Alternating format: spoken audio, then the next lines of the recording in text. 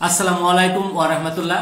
দেশের প্রধান প্রধান দৈনিক পত্রিকার শিরোনামে উঠে আসা শীর্ষ সংবাদগুলো নিয়ে হাজির হলাম আপনাদের সামনে। আশা করি সাথেই থাকবেন। দেশের প্রধান প্রধান দৈনিক পত্রিকার শিরোনামে উঠে আসা গুরুত্বপূর্ণ সংবাদগুলোর মধ্যে শুরুতেই থাকছে গৌরবের বিজয় দিবস আজ। মহান বিজয় দিবসে বৈষম্যমুক্ত দেশ গড়ার অঙ্গীকার, রাষ্ট্র সংস্কারে নতুন অধ্যায়। 16 ডিসেম্বর 2024 এক নতুন বিজয় দিবস।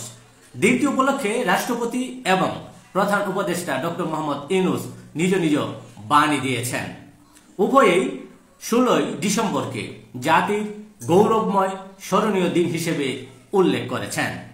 দিনটি উপলক্ষে সাহিত্যিক, গবেষক, রাজনীতিবিদ, সাংস্কৃতিক ব্যক্তিত্ব, বীর মুক্তিযোদ্ধা তাদের নিজ নিজ অনুভূতির কথা ব্যক্ত করেছেন। এর মধ্যে থাকছে যে সাহিত্যিক ও নজরুল গবেষক যতীন সরকার বলেছেন, আমাদের সবচেয়ে বড় অর্জন স্বাধীনতা, স্বাধীনতার চেয়ে বড় কিছু নেই। বঙ্গবীর ও বীর মুক্তিযোদ্ধা আব্দুল কাদের সিদ্দিকী বলেছেন, বঙ্গবন্ধু ও শেখ হাসিনাকে এক দৃষ্টিতে দেখবেন না। নির্বাচন দেরি করলে যারা ক্ষমতায় থাকবেন তারা শেখ হাসিনার চেয়েও বেশি নিন্দিত হবেন। মুক্তিযোদ্ধা ও রাজনীতিবিদ আসম আব্দুর রব বলেছেন, ৭১ সালের ২রা মার্চ স্বাধীন বাংলার পতাকা উত্তোলন করেছিলাম। এই দ্বিতীয় মুক্তিযুদ্ধের মাধ্যমে ভবিষ্যৎ বাংলাদেশকে ৭১ ও ২৪-এর চেতনায় নির্মাণ করতে হবে। মুক্তিযোদ্ধা ও বিএনপি নেতা হাফিজ উদ্দিন আহমেদ বলেছেন, মুক্তিযুদ্ধকে অস্বীকার করার দুঃসাহস কেউ দেখাবেন না। ৭১-এর যুদ্ধ ছিল জনযুদ্ধ, এতে পুরো জাতি অংশগ্রহণ করেছিল। বীর মুক্তিযোদ্ধা নাজমা শাহীন বলেছেন, জীবদ্দশায় এমন দিন দেখব ভাবিনি। ২৪-এর আন্দোলন আর মুক্তিযুদ্ধ এক নয়। ১৯৭১ সালে আমরা পাকিস্তানের উপনিবেশিকতা থেকে স্বাধীন হয়েছি। তিনি মনে করেন, একটি দেশের সরকার ফ্যাসিস্ট হতে পারে, গণতন্ত্র থাকতে পারে, নাও থাকতে পারে, কিন্তু স্বাধীনতা ভার্সন 2 এটা কি করে সম্ভব? মুক্তিযুদ্ধকে এমন তুচ্ছ তাচ্ছিল্য করবে বর্তমান প্রজন্ম, জীবদ্দশায় তা দেখতে হবে ভাবিনি বলে তিনি তার অভিমত ব্যক্ত করেন। বীর মুক্তিযোদ্ধা ও নাট্য ব্যক্তিত্ব মামুনুর রশিদ বলেছেন, অর্জন থাকলেও মানবিক হতে পারিনি আমরা। পৃথিবীর সব জায়গায় রাজনৈতিক ঐক্য হয়েছে, এখানে যেটা আছে এক দল থাকলে আরেক দল নেই, এটি খুবই অগণতান্ত্রিক মানসিকতা। অন্তর্বর্তী সরকারের প্রধান উপদেষ্টা ডক্টর মোহাম্মদ ইউনূস ও পূর্ব তিমুরের প্রেসিডেন্টের মধ্যে বৈঠক অনুষ্ঠিত হয়। অর্থনৈতিক ও বাণিজ্যিক সম্পর্ক জোরদারে গুরুত্ব আরোপ, একটি চুক্তি ও একটি সমঝোতা স্মারক সই হয়। বদলে যাচ্ছে মুক্তিযুদ্ধের সংজ্ঞা।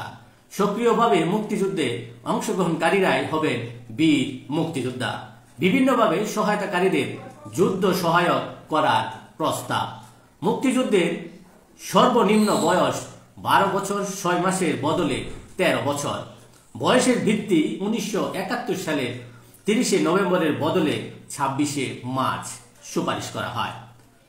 গুম কমিশনের প্রতিবেদনে নির্যাতনের ভয়াবহ চিত্র, ঠোঁট সেলাই, বৈদ্যুতিক শক, মাথায় গুলি করে হত্যা, সিমেন্টে বেঁধে লাশ ফেলে দেওয়া হয় নদীতে, লাশ ছিন্ন বিচ্ছিন্ন করতে রেল লাইনে ফেলে ট্রেনের অপেক্ষা, হত্যার স্থান বুড়িগঙ্গা নদী ও শীতলক্ষা নদী এবং পোস্তগোলা সেতু এলাকা।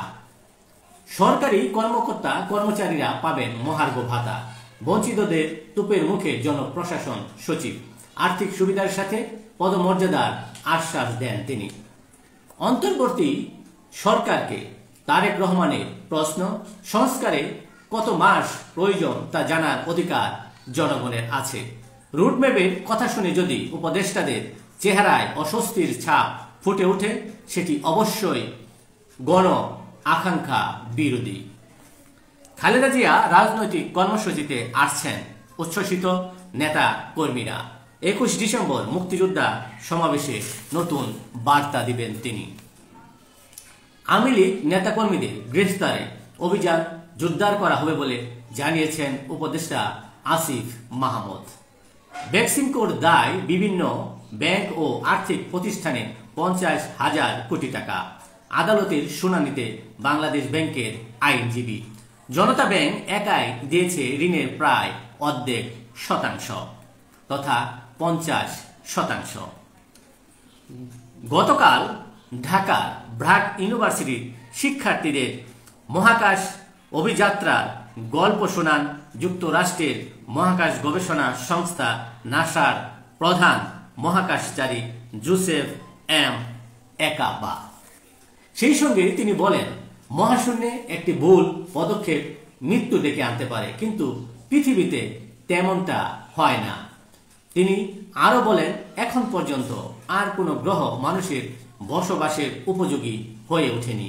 তাই এই পৃথিবীকে বাঁচিয়ে রাখার ক্ষেত্রে আমাদের আরো যত্নবান হওয়া উচিত বলে তিনি জানান। দেশের প্রধান প্রধান দৈনিক পত্রিকা আন্তর্জাতিক শিরোনামে যে খবরগুলো গুরুত্ব সহকারে ছাপিয়েছে তার মধ্যে শুরুতেই থাকছে মার্কিন গণমাধ্যম এবিসি নিউজ মানহানির মামলা মীমাংসার জন্য দেশটির সদ্য নির্বাচিত প্রেসিডেন্ট ডোনাল্ড ট্রাম্পকে $15 মিলিয়ন দিতে সম্মত হয়েছেন। সিরিয়াকে সামরিক সহায়তা দিতে প্রস্তুত বলে জানিয়েছে তুরস্ক। সিরিয়ার উত্তরাঞ্চলের সন্মুখ সারি ও আলাউইট পর্বতমালার ঘাটিগুলো থেকে সামরিক বাহিনী সরিয়ে নিচ্ছে রাশিয়া, তবে দেশটির দুটি প্রধান রুশ ঘাঁটি থেকে সেনা সরাচ্ছে না মস্কো। এই ছিল দেশের প্রধান প্রধান দৈনিক পত্রিকার শিরোনামে উঠে আসা শীর্ষ সংবাদ, যা নিয়ে এতক্ষণ আপনাদের মাঝে উপস্থিত ছিলাম। আশা করি আপনাদের ভালোই লেগেছে।